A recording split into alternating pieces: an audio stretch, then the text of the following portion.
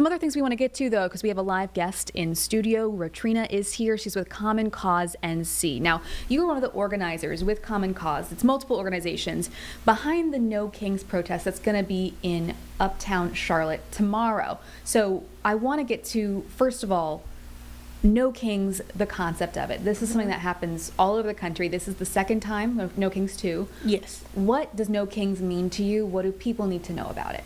That there, as what it says, there is no kings. There is no authoritarianism in our nation. This should be about the people. It shouldn't be about a power grab. And we're planning this nonviolent movement and just uniting with everyone across this state, across this nation, around the importance of that, and that it should be for the people, by the people, and that's what we need to see. Yeah, how many people do you expect to be at this, and how do you think it's going to compare to the last one that we saw in Charlotte? I think it's going to be even bigger. I think we're expecting around 7,000 people downtown Charlotte at First Ward Park, and I think between the protests and the march, I think we're going to have a lot of support here, a lot of people with the same vision and knowing that there's support in knowing that it is about the people. It is about caring about your communities. It is about fairness, equality. It is about making sure people know that they're going to be able to eat next week. It is making sure people know that they're safe in their communities, and that we're all standing together in the beliefs of that. I know you mentioned cost of food right now, and just with everything in terms of cuts to organizations, things like that. This is a really tumultuous time for a lot of people. Is that one of the reasons, or are there other reasons you think that this might be a bigger protest than last time? Yes, I mean, I think that's one of the reasons. We know we're right in the middle of course, the government shutdown as well. Many of benefits for communities who depend on them may be cut if they're not already cut. And so I think that's another thing that's going to make this even bigger than what it was in June. I think the movement keeps growing, and I think it's a reason for that, because we're seeing what's happening with our communities due to things such as the authoritarianism that's taking place,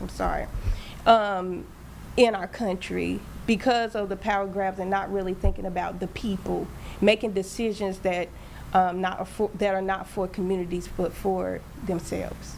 Now, I know that this is something happening all over the country. There will be multiple in North Carolina, and Common Cause represents all sorts of, cities and organizations in North Carolina. Anything happening here in this state that you think is a particularly strong issue that might be different? I know that this is aimed at the federal government, but there are things happening here too. Anything in particular that strikes you? Yes, I think it's a trickle-down effect. What happens at the federal level definitely comes down to your state level, and who is at your state level representing you as well.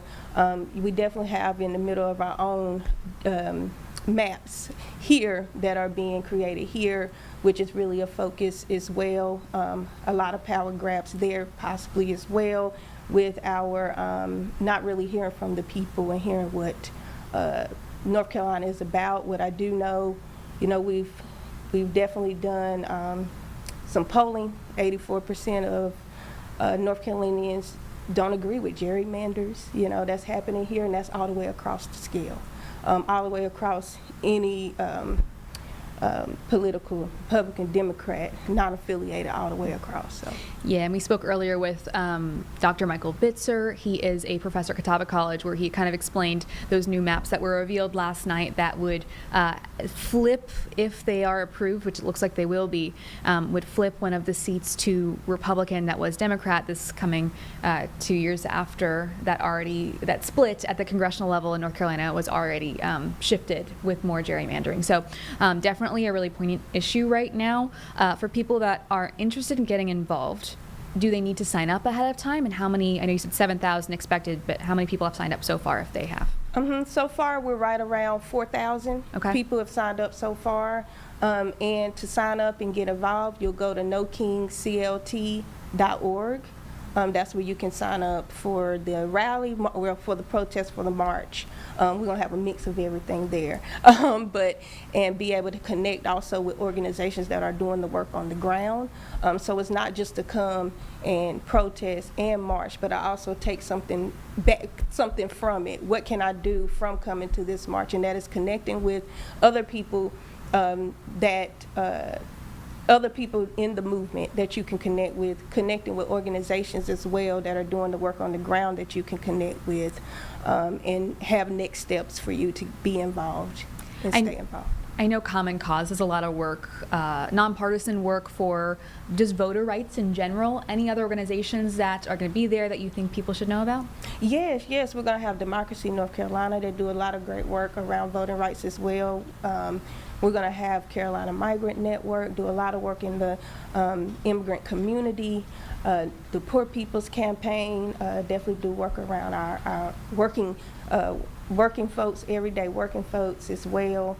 The Human Rights Campaign, and Indivisible Charlotte, and I'm trying to think of everyone that we plan to have there. So it's going to be really great groups. It's 8 of us all together that's partnering for this, because it's just very important. Of course. And like logistically speaking, for people that either are going to come or people that live in Uptown or will be in Uptown, what time does it start? Where are you guys going to go? You mentioned both a rally and a march. What does that look like logistically? Well, it'll start right at 10 o'clock. We know parking, so you might want to get there a little early for parking. We'll mainly be in the park. A march will take place within about 30 minutes. You don't know, that's why you ask. About 30 minutes in. And then we plan to also end in the park, where you'll be able to continue to connect with partners. Partners will have tables up, so you can definitely get information, resources, and connect throughout the whole protest, the whole event. It starts at 10 a.m. Do you have any timeline of how long you expect it to last? 12 p.m. 12 p.m. Okay. All right. Anything else that people need to know about this event in general, the work that you guys are doing? What would you want people to take away from this? Yes. Well, what I want people to take away from this is that you're not by yourself. I think a lot of times in this space, you feel like what is going on, but understand that other people are paying attention, understand that other people want to hold their elected officials accountable for what they should be doing for their communities, and understanding that it is organizations and it is people in community are ready to fight with you, work with you, to continue to fight for those rights. All right, Rotrina, thank you so much for doing this. Again, we're going to have all that information on our website as well. Thank you so much for joining us. Thank you. Thank you. And we are going to have as well a special here in the stream from 10 a.m. to noon tomorrow. We will be live streaming, having multiple crews out there talking to people at this No Kings protest. As Rotrina mentioned, we're expecting thousands of people. We expect it to be bigger than the last one if these signups all go through, and assuming more people will sign up or just show up. So definitely something to pay attention to. Join us tomorrow at 10 a.m. Nick Sturdivant will be here.